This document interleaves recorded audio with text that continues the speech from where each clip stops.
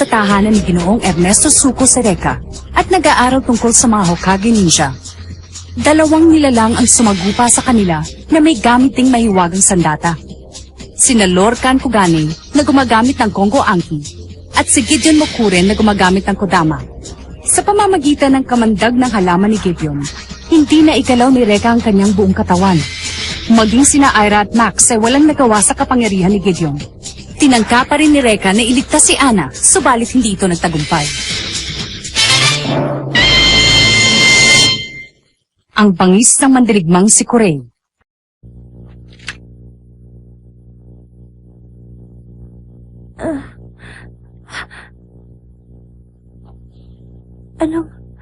Nasaan ako? Anong lugar to?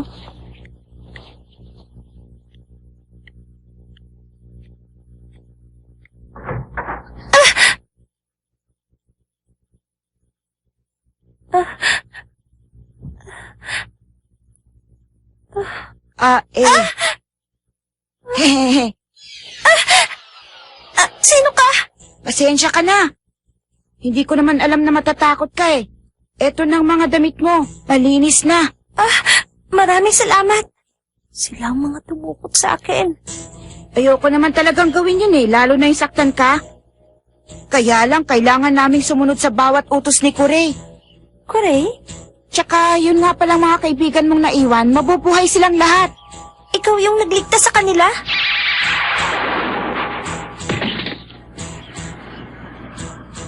Anong nangyari sa asawa ni Mr. Zuko? Siguro naman okay na yun ngayon. Siguro? Ano bang gusto mangyari sa akin ng Kurei na yan? Ako lang bahalang magpaliwanag sa kanya.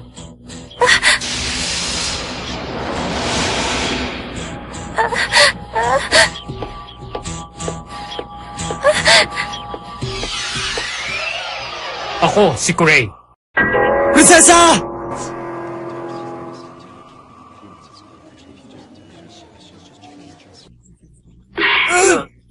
Sira ka ba? Nasa ospital ka? Ang ingay-ingay mo? Hindi niyo naman kailangan gawin yun eh. Hospital? May tumawag sa akin sa bahay. Nasa ospital ka raw dahil nakipag-away ka sa mga kaklase mo. Uli-uli, pag makikipag-away ka, huwag mo nang idamay ibang tao. Tignan mo, bata ka. Pati tuloy sina Ira at Mrs. Zuko nasaktan dahil sa'yo. Ira? Max? Ang laki tuloy ng babayaran ko. Wala pa ring malay si Mrs. Zuko. Pero sabi ng doktor, ligtas na raw siya. Kailangan na lamang niya magpahinga. Teka nga pala, nasaan ang prinsesa ko? Ginukumpi na si Ana. Anong sabi mo? Ito ang palasyo ng aking ama sa gitna ng kagubatan. Ilan lamang ang nakakaalam ng lugar na ito. Ngumiti ka naman, Ana. Sayang ang ganda mo. Ipagpamanin mo ang nangyari kanina. Yung babaeng sinasabi mo. Ligtas na siya at nagpapahinga. Huwag kang mag-alala. Walang nangyaring masama sa mga kaibigan mo dahil hindi ko ito pinahintulutan. Salamat at walang nangyaring masama sa kanila. Yan si Augustus Mori, ang aking ama. Marahil ay pamilyar sa iyo ang kanyang mukha dahil siya ang kilalang pinuno ng Mori Foundation. Naalala ko na. Madalas ko siyang makita sa TV. Siya yung mayaman na mapagkawang gawa. Alam mo ba kung paanong pinakamabisang paraan para kumita ng maraming pera? Gamitin mo ito sa mga masasamang paraan, sa pandaraya, pangingikil, at panlilinlang. Kung kinakailangan tapakan at durugin ang sinumang humadlang sa iyong daraanan. At minsan, kakailanganin mo rin ang pumatay. Sa ganoong paraan nakamit ng aking ama ang kanyang yaman at kapangyarihan. Ako naman ang tumatayong kanang kamay at tagapangasiwa ng lahat ng ito. Ang ibig niyang sabihin, nakapatay na sila. Huwag kang matakot sa akin, Ana. Ang mabuti pa inumin mo na muna ang iyong tsaa bago yan lumamig. Dito sa mundo ay may mga nilalang na saking at walang kasiyahan. Ganyan ang uri ng aking ama. Buhay! Buhay na walang hanggan! Bakit pa kailangan tumanda? Bakit pa kailangan mamatay? Bakit kailangan matapos ang buhay? Hindi yun mangyayari! Sa akin! buhay na walang hanggan, kayamanang walang katapusan, mga nilalang na nasa ilalim ng aking kapangyarihan! Alam ko mababaw ang kaligayahan ng aking ama. Subalit, nais ko mapagbigyan ang lahat ng kanyang kahilingan. At ikaw, Ana, ang susi ng lahat. May kapangyarihan ka magpagaling at ang susi ng buhay ng walang kamatayan ay nasa iyong mga kamay. Yan ang paniniwala ng aking ama. Hindi ko alam ang sinasabi mo. Pauwiin mo na ako.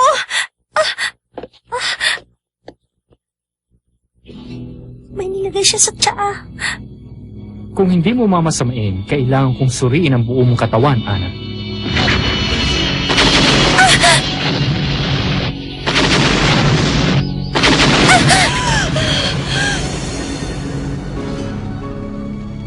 Pareho sila ng kapangyarihan ni Reka.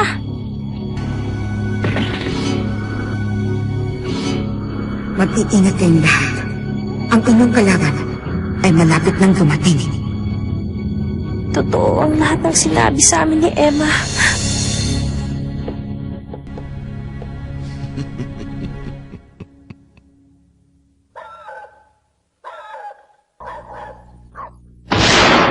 Emma Kagihoshi!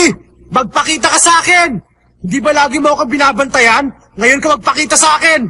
Nasaan ka na? Tinatawag ba niya yung nakakatakot na babae? Max naman, sino pa sa akala mo? Nung una, kami ni Ira ang pinaglaban mo. Sumunod, kami naman dalawa ni Dylan. Sabihin mo nga sa akin, kung paana mo lahat ng ito, sabihin mo! Rekha, she won't appear just because you tell her to. Yeah, she's right. And besides, that woman only brings trouble. Shut up!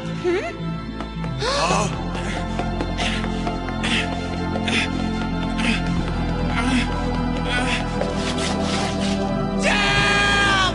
What you doing, princess? Oh, Rekha. Get out here right this second!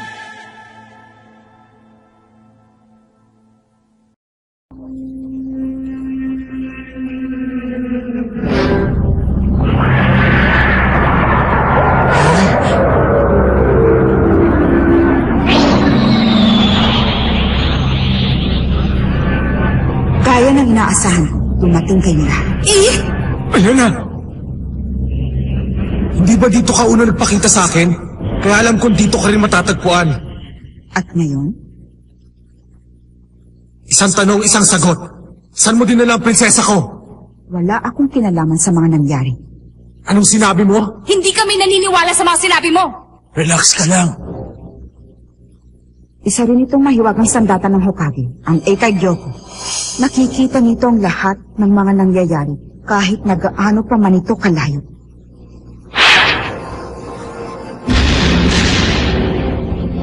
Yan ang naganap 5 oras nang nakakaraan. Prinsesa! Saan yan? Ang palasyong yan ay nasa gitna ng kagubatan. Bibihira lamang ang nakakarating dyan. Eh, sino naman ang taong yan? Pangit siguro kaya nakamaskara. Ang kanyang pangalan ay Kurei. Kure? Si Ana at ang guro ninyo ay dinukot ng mga tauhan ni Kurei. Ano naman ang ginagawa nila ngayon? Sa kasamaang palad, hindi ko makita ang loob ng palasyo. Pero sigurado ko na hindi nila papatayin si Ana. Dahil interesado si Kurei sa kapangyarihan ni Ana na magpabaling. Saan ka pupunta, Reka? Huwag mo nang itanong dahil alam mo na ang sagot. Ililigtas ko ang aking prinsesa. Ha? Nasisiraan ka na bang talaga? Pag pumunta ka sa palasyong yun, hindi ka mananalo sa kanila. Bakit? Meron pa bang ibang paraan? Ako ang kanyang ninja. Hindi pwedeng tumangan na lang ako dito at walang gawin habang pinahihirapan nila ang aking prinsesa. Kung kinakailangan ibigay ko ang aking buhay, gagawin ko, maibalik ko lang siya. Hindi mo alam kung gaano kalakas ang kapangyarihan ni Kurei. Mamamatay ka. Reka, Aalis ako kahit ano pang mangyari. Dahil ako, ang kanyang ninja. Reka! Pag pinigilan mo ako, ikaw ang uunahin ko.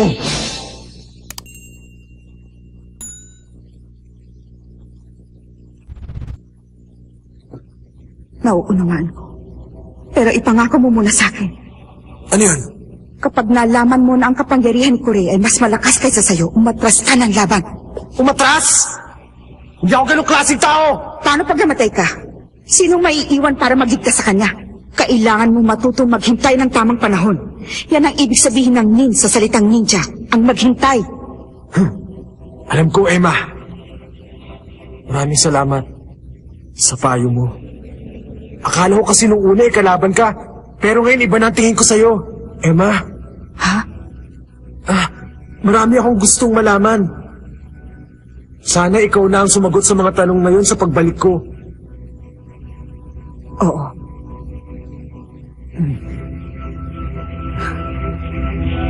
Sige! Reka, sandali! Antayin mo kami! Sasabihin kong lahat sa taktang panahon. Dahil ako ang iyong ina.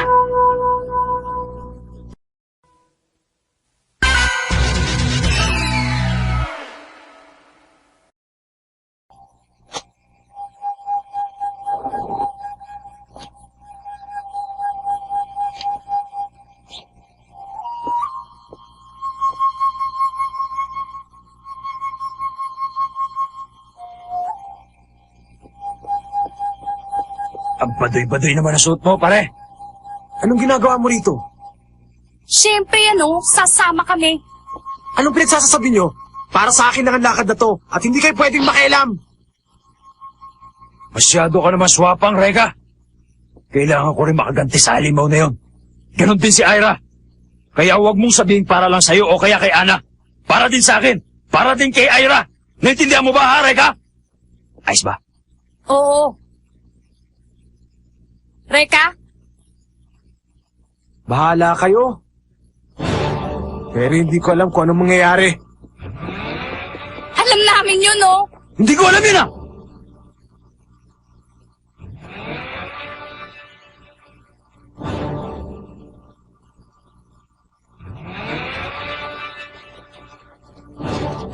Antayin mo ako, prinsesa.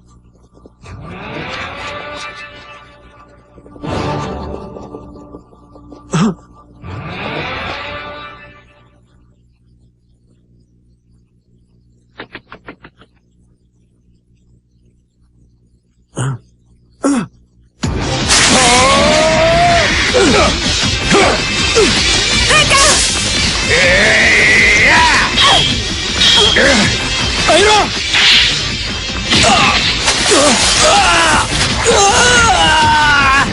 Max!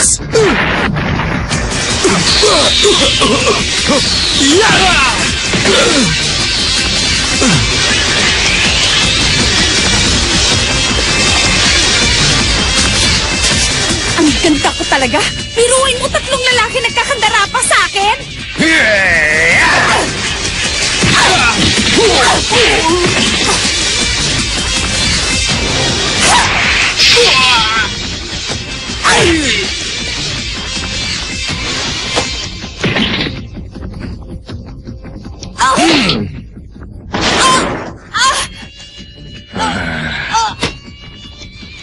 Akala mo ba hindi kita papatulan dahil babae ka? Huwag mong sabihin gagamitin mo uli yung Fujin, Ira. Gusto ko ring lumaban, Max. Paano kung mawala ka ulit sa sarili mo, gaya nung isang araw? Hindi ako ganon kahina. Kapag sumuko ako ngayon, mababaliwala ang lahat ng pinaghirapan ko at hindi ko matatanggap yon. Ira.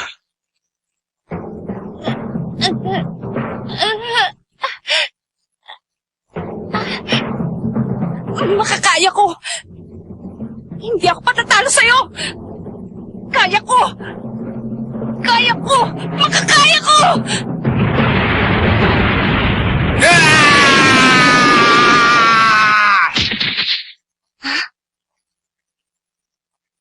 Wala naman nangyari sa akin.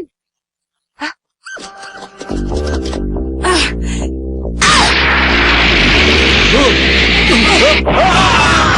Nakuha ko!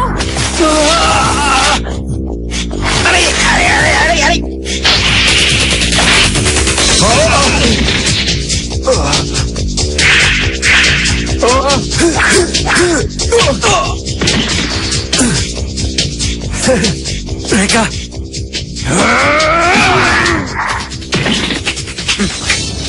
Mukhang wala sa kondisyon ang mga bantay natin. Teka, ang mga taong yun. Bakit, Lorcan? Nakasisiguro ako na sila yung mga taong kasama ni Ana nung dukutin namin siya. Ibig sabihin nandito sila para iligtas ang kanilang mga kaibigan. Sige lang. Hayaan ninyong malaman nila ang kanilang kamalian. Tignan natin kung hanggang saan ang kanilang tapang.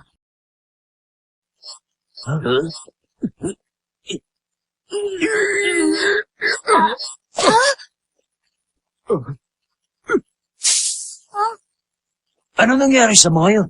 Hindi ko rin alam eh.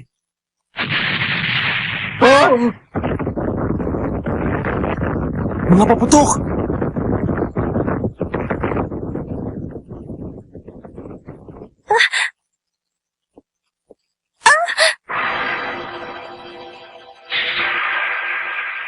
Anong nangyari doon? Kasamang sumabog dyan sa labas ang mga kaibigan mo.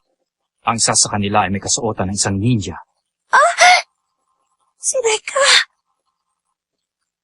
Hindi. Sabi ko naman sa'yo, walang sino man ang makakahadlang sa akin. Hindi totoo yan. Minsan ko na silang pinagbigyan pero hindi pa rin sila nagkanda. Tama lang ang nangyari sa kanila. Ganyan din ang sasapitin mo kapag hindi ka sumunod sa akin. Hindi. Sumunod ka lang sa akin at hindi ka masasaktan. Anong?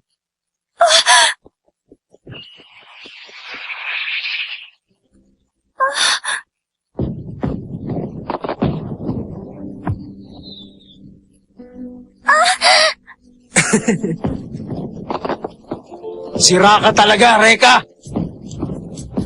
Nagpalabas ka ba naman ng mga paputok mo eh? Ngayon alam na nila. Tapusin na natin to. Oh! Mas masaya ito kesa sa inaasahan ko.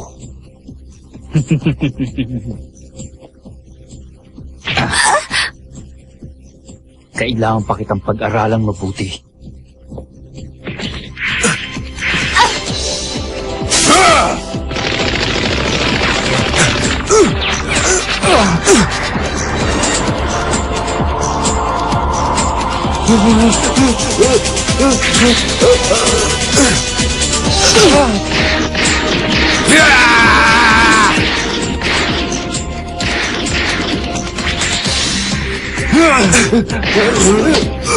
Nasaan ang prinsesa ko?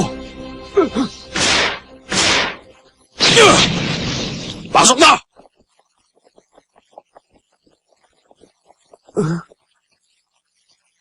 Walang tao dito. Hindi nila tayo pwedeng lokohin, no? Nakulong na tayo! Wala nang ibang daan kundi ang dumiretso.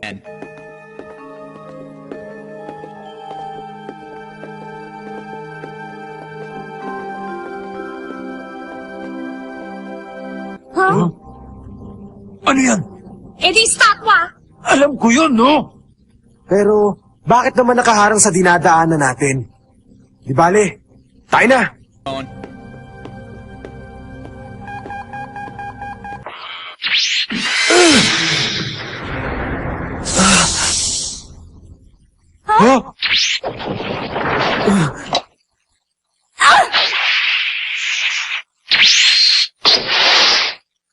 Ano ba yan? Isa pa ha? Tuloy kayo mga pakialamero. Ako ang may-ari ng palasyong ito. Si Kurey. Kung ganon, magpakita ka, duwag! Kung ako sa inyo, hindi muna ako gagalaw. Yan ang statwa ni Maria. Tinitira niya ng laser ang anumang bagay o tao na gumagalaw. Kayang bumutas ng laser na ito ng hanggang 20 sentimetro sa kahit anong bagay. Ano ngayon ang gagawin ninyo? Kung gusto nyo, maglaro muna tayo. Gawin nating masaya para hindi nakakabagot.